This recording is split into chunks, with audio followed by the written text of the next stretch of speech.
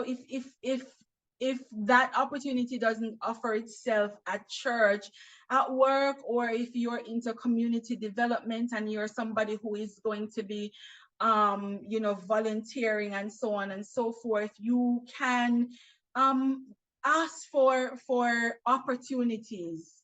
If you're in a community and you are experienced in a certain way, and you feel like there is a need for this particular thing in your community, do a little poster, do a little free event, do a presentation to your community, and expose yourself to little things that are going to help you to build the boldness that you need. And one of the scriptures that I love very much is the scripture that says, for God had not given us the spirit of fear, but of power and of love and of a sound mind. And if God has given us a sound mind, a spirit of a sound mind, it means that he did not create us to be timid. It means he didn't create us to be afraid. He created us to be bold, right? And once we have the opportunities, I remember, I'm gonna give you an example. I remember a few years ago, I met this lady. I don't even remember how I met her, but she was a lecturer at the Montego Bay Community College. And we got talking and talking for some reason. And she said to me that before that, I used to do speaking engagements, but not a lot, here and there. And I remember she said to me that she has a batch of college graduates that are going to be graduating, was like in about a month or so. And she said she wanted to invite me to come and talk to them about career planning and steps to choosing the right career, making sure that you make the right decision in terms of going in the right career. And honestly, I was timid even when she asked, but I didn't tell her that I was timid. When she asked me, I said yes. And even after I said yes, I went home and I was like, oh my God, what did I just agree to? Right? And I remember I did my presentation, did my research, and put my presentation together. And can I tell you, it was a Zoom meeting. I think it was a Zoom meeting. When it was time for me to present, no matter how hard we were trying to connect my slides, they wouldn't connect. And it was just a disaster. Everything was a disaster. And I was trying so hard to hold it together because I was screaming inside, like, oh my God, what am I going to do?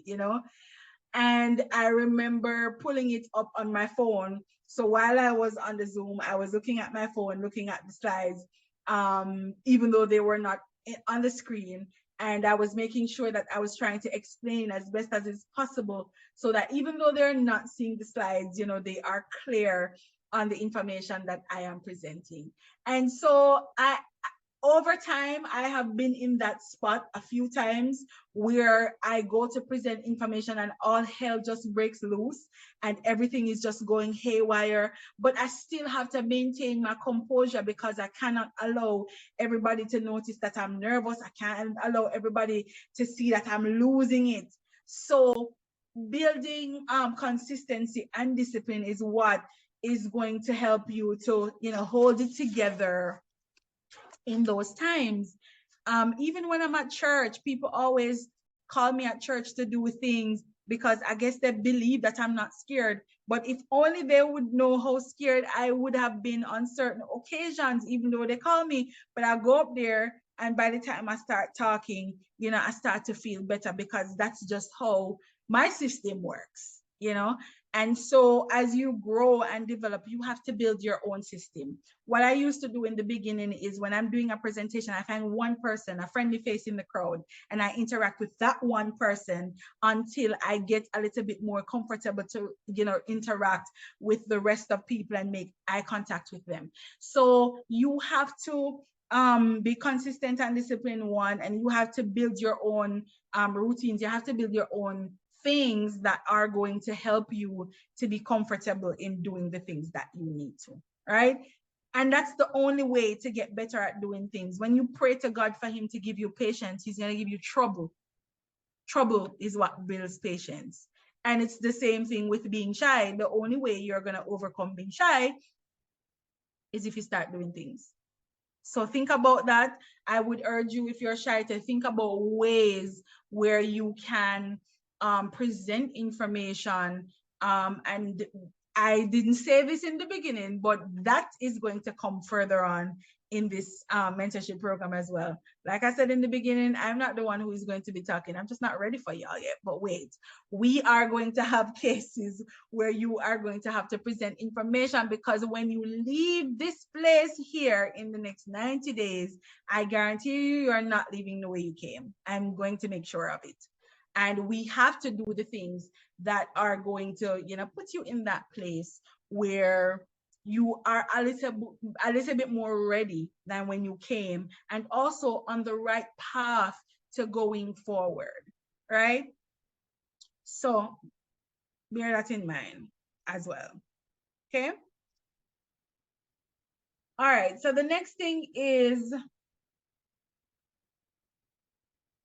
the interconnection between the two is that while consistency is about maintaining a steady pace or a standard over time, discipline is the inner strength that enables you to be inconsistent. And I think I said that before, that discipline breeds consistency, because when you are disciplined, that's your driving force. That's your motivation to keep pushing, to keep going, to keep hammering it, because you have a goal in sight and you want to meet that goal. So that driving force that is in you is your discipline, and that discipline is what is going to allow you to maintain the steady pace or the standard that you need in terms of consistency over time, right?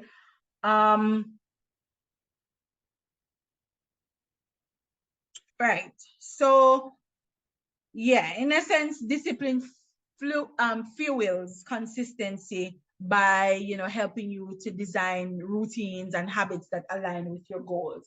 And that's also one of the reasons why I ask you guys to go out and do the routines, because at the end of the day, you're not going to get to where you want to get to in one go. So it's not like you're gonna come to class today, you're gonna read, you're gonna get all the information, and then tomorrow you're gonna be a brand new person. Trust me. I am 34. Well, that's a lie. I'm not 34. I'm 36, right? And there are still some things, sorry. I bring my water tonight. There are still some things that I struggle with, and I have been working on it for years, and I know I still feel like, I haven't even gotten to a place where I'm close to mastering, right?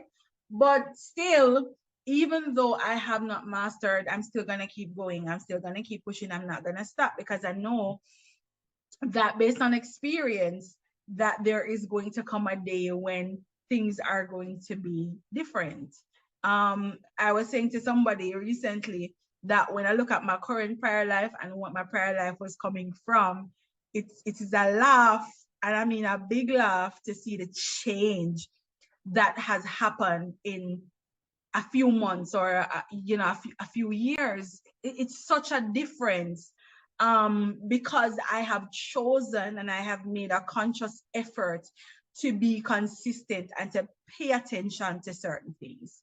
I was reading I got a word from the Lord a few months ago to read the book of Nehemiah, and I remember asking God, before I started reading Nehemiah, like, I've read Nehemiah so many times, what exactly is it that I am going to see in Nehemiah that I've never seen before?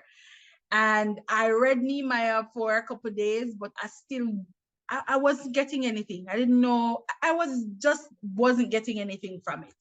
And I remember one Tuesday, I sat in my house and the Lord spoke to me again and said, go read Nehemiah, the entire book of Nehemiah. And I sat down and read it, and I read through. And as I was reading, I was making notes. And do you know that there was something in it that I didn't see before that I saw on that day. Because God works like that. You can be doing something for years and not getting any progress, and you just wake up one day and God said, today is the day when you are going to get your deliverance. Today is the day when things are going to change. So you have to maintain consistency. Joseph, after all the turbulence and the issues that he went through, Joseph could have gotten to a place where he said, you know what, I am not doing this. I can't bother with this no more. This is way too much. I was sold, I was accused, I was imprisoned for what? I don't see where this is going. I don't see where this is taking me. But he didn't. He kept going, right? And within a few years, Joseph was able to become the ruler of Egypt. Pharaoh made Joseph the prime minister over all of Egypt, right? And that's a huge responsibility from someone that was once a slave, once imprisoned, to know the prime minister of Egypt, right? So there's a song that we love to sing, an old song that says, when God get ready, you have to move. Yeah. When God gets ready to do what he is going to do, nobody can stop it. And it doesn't, what I want you guys to do too, don't sit down and compare yourself to anybody, because comparison is the thief of joy. I'm telling you, to sit and compare yourself to other people is going to leave you in a hole all the time, right? There was a time when I used to compare myself to, like, other schoolmates, persons who I would have gone to school with. And when I look at them, they probably buy a house, they're married, and they have a car. And when I look at myself, I don't see all of those things. But you know what I've come to realize? Substance is not a car. Substance is not money. Substance is not a house. Substance is not riches.